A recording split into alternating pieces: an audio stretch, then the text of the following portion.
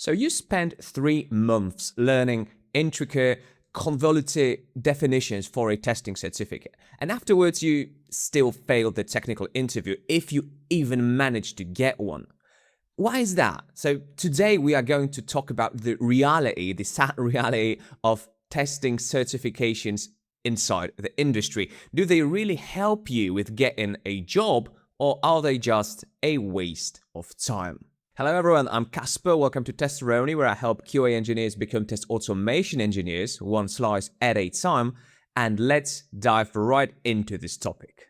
The biggest problem with the certification industry is that it heavily prioritizes the theory over actual engineering skills. And of course it has to, that's the nature of certificates and exams. But the fact that you can pass a multiple choice exam doesn't really mean much in the real world, because yes, you can memorize a nice neat definition of boundary value analysis, for example, or equivalence partitioning, but the fact that you know and can actually describe a hammer doesn't mean that you know how to build a house. During a real interview, no one is going to ask you to recite a nice, neat syllabus. Instead, they will ask you questions like, how would you design tests for the API layer of this application? Or which of this data do you think needs to be mocked and in what way? Or how would you integrate tests into the pipeline, into the CI/CD pipeline that this project already has? They won't really ask you to recite a definition. A certificate basically proves that you can prepare for a test, but only actual hands-on experience proves that you can actually do the job and that you can actually defend the technical decisions that you are going to need to make on the job. There's also a common belief that having a certificate is a way to get through the grade filter when they are screening for the candidates. And maybe that was the way to get your foot in the door like 10 years ago, where it actually meant something and there was not so many people with certificates, and it actually kind of let you to get through the initial screening and actually get inside of the whole process. But things have changed.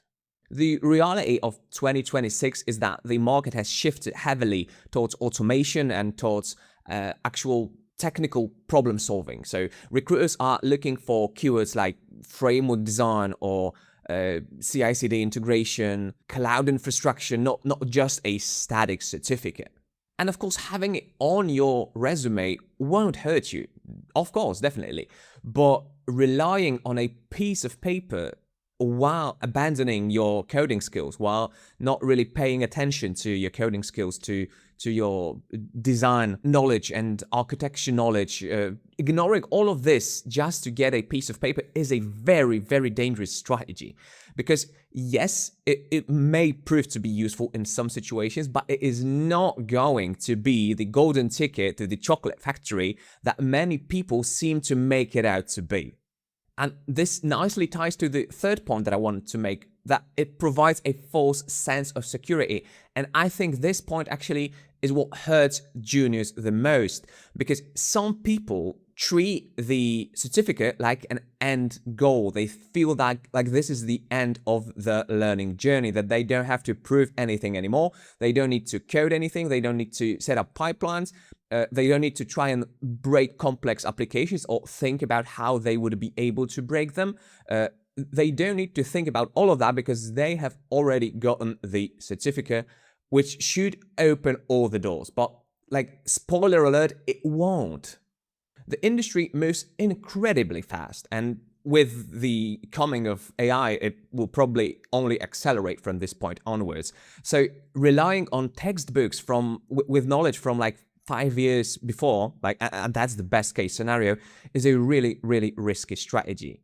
So do not let a past exam stop you from experimenting, from growing, because you still need to do that. You still need to, whatever the landscape of applications and tools is on the market at a given moment, you still need to be able to provide clean code. You still need to know how to cooperate in a team. You still need to know how to communicate professionally. This won't change. This is not going anywhere. And this is something that you need to hone on your own, regardless of whether you have passed an exam or not. If you have, good for you, but you still have a lot of growth to take care of. So a certification is a really nice addition to your strong technical fundamentals. But the point that I want to reiterate here is that it does not replace it. So if you want to do the certificate, go on. I don't think it's going to be as valuable as you think.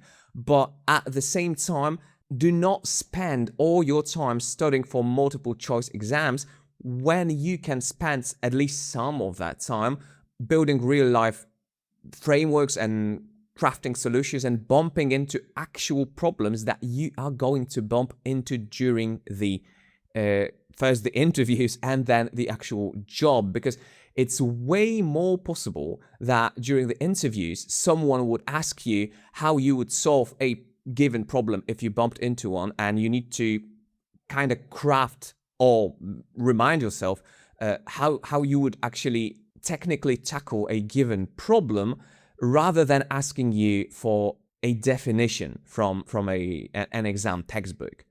And if you want a nice step-by-step guide on what actual technical skills to focus on right now in order to maximize your possibility of getting into the test automation industry, I really recommend you to click the video that should pop up on the screen sometime now, because I have a roadmap on my channel already, which is full of information about what you should focus on instead of wasting time on all the fluff around that the market is telling you that you need to have. So go and watch this video, and it should give you a nice fundamentals to know what even to get your hands into in order to make sense of the whole learning journey. And while you do that, I want you to remember to always keep on rocking.